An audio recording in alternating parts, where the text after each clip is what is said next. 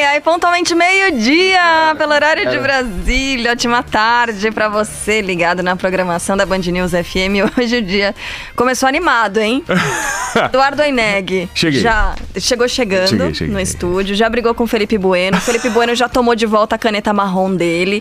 Eles já discutiram aqui por causa do espaço ali do outro lado da bancada aqui da Band News FM. Eu tô aqui, ó. Só observa. Só olhando. Só observando. E não gostou do meu casaco. Já cantou. Já falou. Um falou mal do casaco do outro. Cantou, mas não sabe a letra. Como é que era mesmo? Não, com um detalhe. Daqui a alguns não muitos dias, a senhora Carla Bigato vai sair de férias. Então, bicho, a gente vai ter que se entender. Vocês estão me deixando ainda mais ansiosa. Não, assim, eu posso imaginar como você está preocupado. Câmbio, o dólar. Câmbio, desligo. Câmbio. É isso. Vamos lá. 12:01. Esqueci que dia é hoje, 25 de julho de 2019, quinta-feira. É isso, Eduardo Oineg. Não, exato. E eu tô aqui feliz porque vou ficar aqui até as 2 horas da tarde junto com a dupla mais admirada do rádio brasileiro, ela Carla Bigato e ele Felipe Bueno, que nos dá um salve. Salve. E todos os ouvintes, todas as ouvintes da Band News FM, daqui a pouco com um número muito maior quando entrarem as 22 cidades de Goiás. 26. E mais 4, no total de 26 cidades de Goiás. Vai ser muito legal. Vamos nos divertir bastante. Hoje, eu queria bater um papo sobre alguma coisa. Não dá pra falar de outra coisa. São os hackers. São os hackers, né? Os hackers, o vazamento, a vaza-jato, a lava-jato, e vamos falar jato desses assuntos todos. Tem 2 fatos objetivos nesse caso pra gente destacar, né? Sobre esse hackeamento.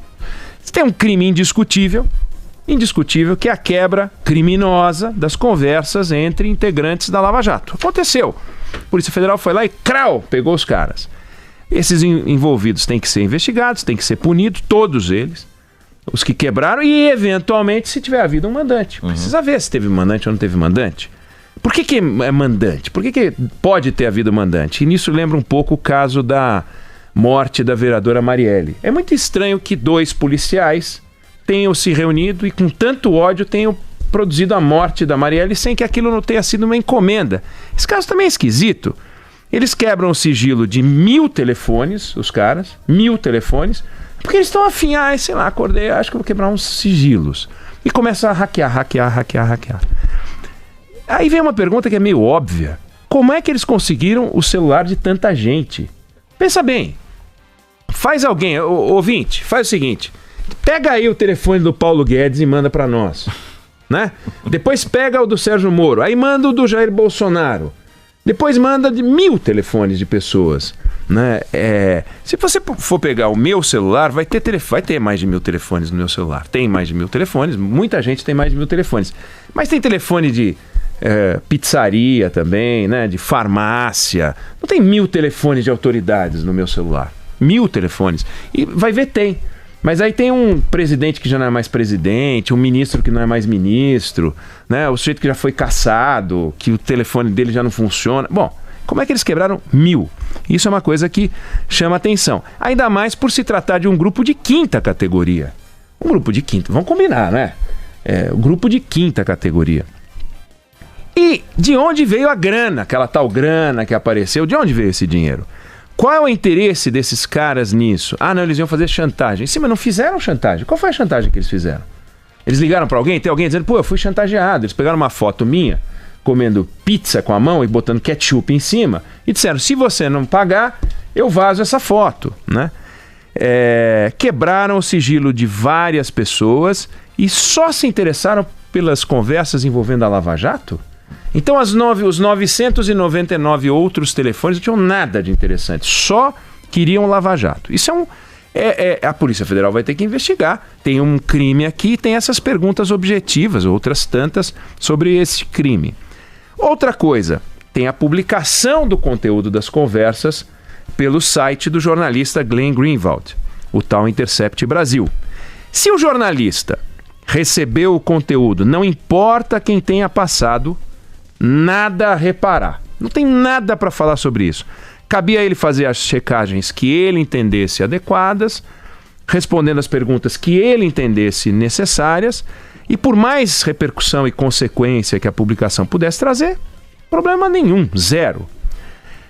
Ele não teria cometido nenhum crime, inclusive se o eventual patrocinador do vazamento for o cara que entregou o material para ele. Nem assim ele teria cometido o crime. Porque ele não tem a obrigação de triar a intenção da fonte de informação. Ele não tem essa obrigação. Ele recebe um material e ele tem que checar, olhar, achar, ver se é íntegro, não é íntegro e tal. A única hipótese, e há uma hipótese que você não pode descartar, é ele ser o mentor. Ele foi lá e encomendou o serviço, patrocinou o serviço. Aí vai ter um problema. Aí é um problemão. Porque daí não é mais jornalismo. Aí não é mais jornalismo. Aí é outra questão. A investigação é que vai dizer, vai investigar, vai descobrir e tal.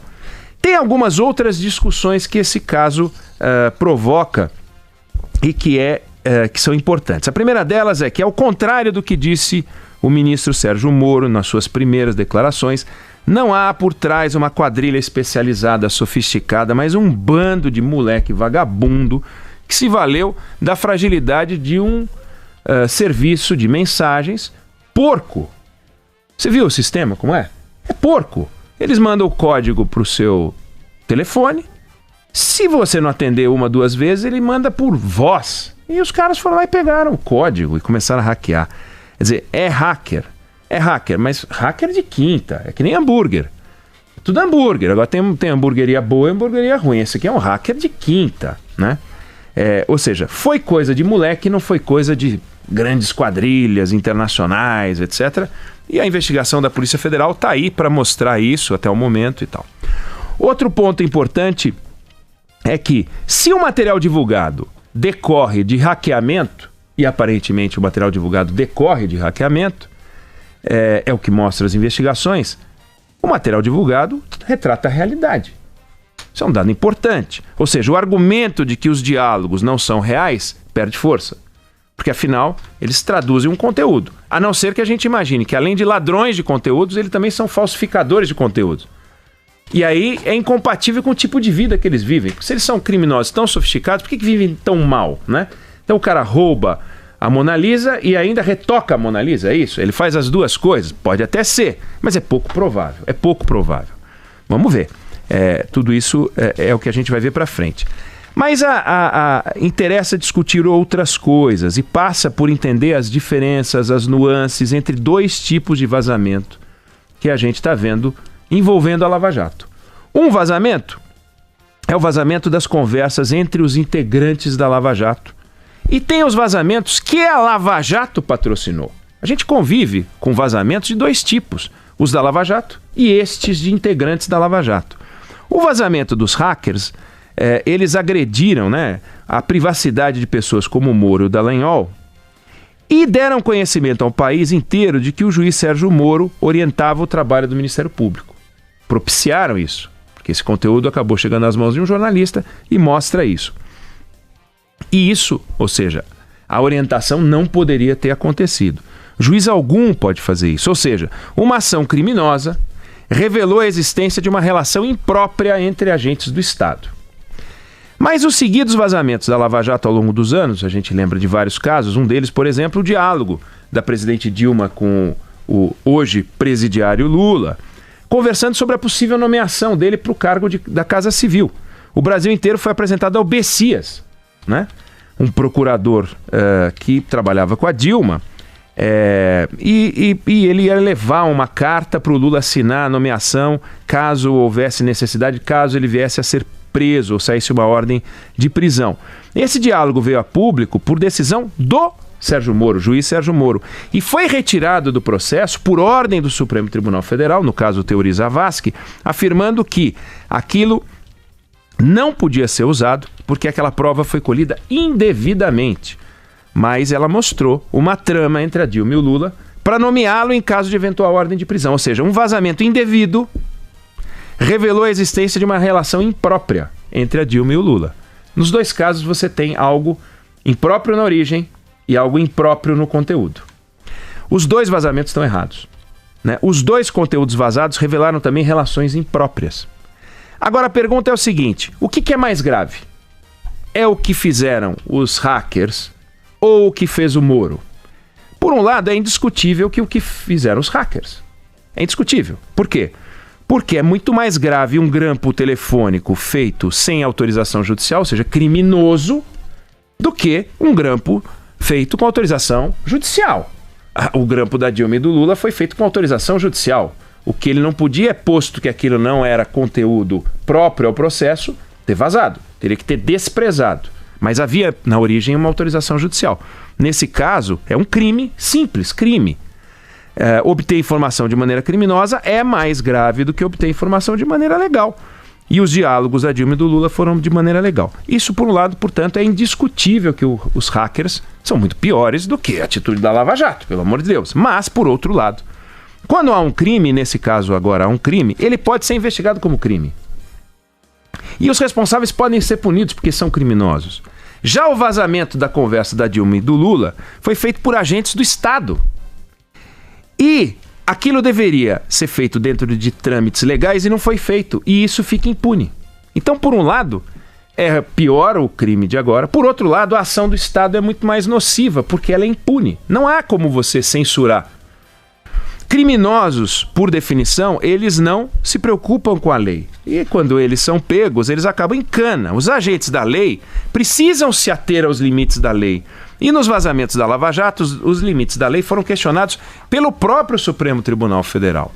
Foram colocados em questão as atitudes deles. E aí a gente cai numa questão central. A gente não pode cobrar de criminoso que não cometa crime. Seria infantil. Né? Eles só são criminosos porque eles cometem crimes. Não existe um criminoso que não cometa crime. Se o sujeito é assaltante de banco, é porque ele assaltou banco. Não dá para chamar alguém de assaltante de banco sem que ele tenha assaltado o banco. O cara é traficante de droga, por quê? Porque ele faz tráfico de drogas. Cabe às autoridades identificá-los e puni-los. Mas a gente não pode permitir que agentes do Estado ultrapassem o limite legal. E os agentes do Estado precisam ter limites claros, e hoje os limites não são claros, tanto que em alguns casos eles ultrapassam e nem punidos são, mas ultrapassam, segundo o Supremo Tribunal Federal. A Polícia Federal, que é talentosa, desbaratou essa quadrilha com eficiência, foi interessante. Como tem desbaratado quadrilhas de tráfico de drogas, de vigaristas em geral. E é bacana ver como melhorou o trabalho da Polícia Federal ao longo dos anos. Mais eficiência, mais equipamento, mais estrutura. Mas em algum momento, entre a investigação e a denúncia, entre a denúncia e o encerramento do processo legal na Lava Jato, agentes do Estado promoveram vazamentos, divulgaram conteúdos que deveriam estar protegidos por sigilo e condenaram pessoas que lá na frente poderiam ser inocentes. Tudo em nome de uma visão particular de justiça que, não raro, beira o justiçamento, o que não é adequado. Grampear, hackear é coisa de marginal, não há dúvida sobre isso. Busca informação que não deveria ter em mãos para prejudicar alguém, o único propósito é esse. O agente do Estado que trabalha com informação sigilosa não precisa fazer grampo nem hackeamento, ele tem a informação oficial. A partir do momento que ele tem a informação oficial, a responsabilidade sobre ele precisa ser muito grande. E um dos exemplos de que isso não tem sido seguido é o compartilhamento de informação entre órgãos do Estado, sigilo bancário, sigilo fiscal, sem autorização judicial, que o presidente do Supremo Tribunal Federal, Dias Toffoli, falou, não pode. Não pode fazer. As entidades de procuradores enlouqueceram com essa decisão. Foi isso absurdo. Isso vai dificultar o trabalho de investigação. Mas olha, se os limites constitucionais e legais dificultam o trabalho de investigação, vamos mudar os limites constitucionais e os limites legais. Isso é um trabalho para o Congresso Nacional. O que a gente não pode é dar um cheque em branco para uma categoria profissional apenas porque eles se comprometem com a gente a fazer justiça.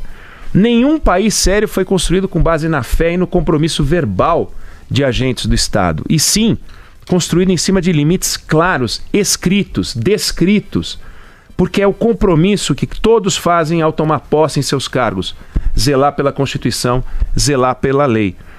Ladrão, vigarista, quando é pego, cana, tem regra para isso, esses caras vão sentir agora o peso do Estado por terem ultrapassado um limite que não poderiam ter ultrapassado. O que a gente tem que discutir agora, e não tem nada a ver com este caso do hacker, mas tem a ver sim com aquilo que interessa a todos os brasileiros, é como os órgãos de investigação do Estado lidam com o sigilo, lidam com a responsabilidade de destinar o futuro de alguém para o céu ou para o inferno. Vale para o rico, vale para o pobre. E o chamado devido processo legal, que aqueles agentes do justiçamento dizem que é feito para simplesmente proteger o criminoso, que não é, ele tem que ser preservado a qualquer preço. E o que a gente está vendo no Brasil é que há uma agressão ao Estado, ao devido processo legal, e no caso o Estado Democrático de Direito. Isso não pode acontecer. Quando surge uma discussão como essa dos hackers, surge também uma nuvem de fumaça, que é: somos vítimas. E como nós somos vítimas, não vamos discutir mais nada. Não. Aqui eles foram vítimas, sim. Tem que investigar, tem que punir, mandante, tem que todo mundo de embrulho. Mas resta ainda a discussão sobre o papel dos agentes do Estado. Não pode dizer que porque tem hacker, não tem uma discussão sobre o papel dos agentes do Estado. Continua a existir. E essa discussão ela é muito importante porque os hackers vão em cana e somem, esses. Mas os agentes do Estado, não importa quem sejam, continuam a existir. E continua a ser um peso importante para organizar ou desorganizar a sociedade. Então é importante que a gente não deixe que este caso, mais uma vez, promova na sociedade aquela divisão. Os que são a favor da Lava Jato e os que são contra a Lava Jato. A sociedade brasileira é majoritariamente a favor da Lava Jato. E a sociedade brasileira é a favor do respeito às leis.